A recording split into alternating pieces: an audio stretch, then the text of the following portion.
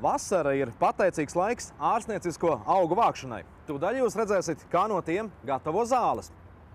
Ik viens no mums vēlas neslimot, lepoties ar labu veselību un izskatu. Senāk, dzīvojot harmonijā ar dabu, cilvēks dziedinošo spēku smēlās no tās. Kā veselīga dzīvesveida piekritēji, Jansonu ģimene dabas brīnumaino un dziedinošo spēku iepazina jau kopš bērnības.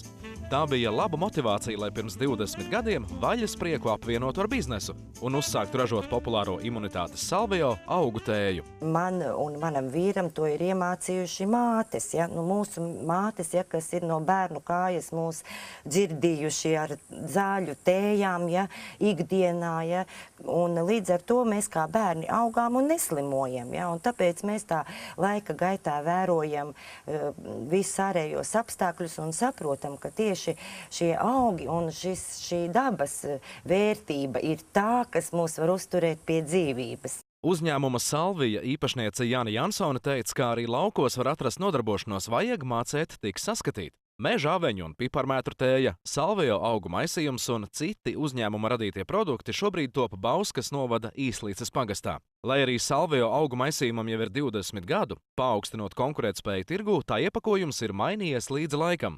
Ieviešot tirgū jaunumu, brīnuma dzēriens šogad iznācis jaunā kvalitātē, proti esošais sastāvs sajaukts ar medu. Dzīvības dzēriena sastāvā ir 24 Latvijā sastopamu augu lapas, ziedi, mizas un saknes. Tajā ir mums labi zināmā dille, asinszāle, brūklene, pelašķis, vītola miza un citi augi. Salvio augu maisījums lieliski iznīcina vīrusus un baktērijas, ārstē iekaisumus, alerģijas, novērš sliktu dūšu un uzlabo ēstgribu. Daba jau mums ir visapkārt, vajag tikai ieraudzīt, saprast un izmantot. Ja? Un, teiksim, lauki šī gadījumā ir pats ideālākais variants, kur var strādāt brīvi un elpot svaigu gaisu un arī nodarboties ar šo tēju ražošanu. Augu vākšana un pārstrāde notiek no pavasara līdz rudenim, tāpēc, lai ziemā varētu labi atpūsties, pusgada siltajos mēnešos tējas ražotājiem ir cītīgi jāpastrādā. Process īstenībā ir ļoti interesants, tāpēc, ka, kad nāk pavasaris un mēs skatāmies, kad atmostas daba, ir ļoti interesanti vērot, kā katrs augs pēc auga atplaukst un dod savu smaržu, un mums jau pašiem tas ir kā hobijs un arī dzīves stils. Savvaļas augi tiek vākti mežā, pļavā un dārzā, tad tos novieto bērniņos. Nelielā savāktā augu paradīzē tur tiek kaltējis. Tad jaudīgā smalcinātājā katru augu saberž smalkā gandrīz pulverveida masā. Vēlāk, dzerot tēju, nav jāsaskaras ar lielām augu sastāvdaļām tējas krūzē. Visas 24 tējas sasmalcinātās sastāvdaļas pēc izstrādātas un pārtikas veterinārā dienesta apstiprinātas receptūras dozē un samaisa kopā.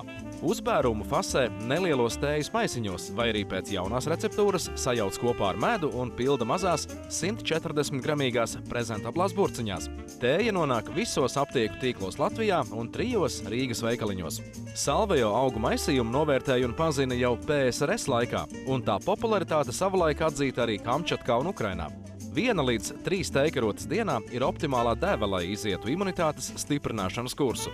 Starp citu, Salvio no latīņu valodas nozīmē esi vesels.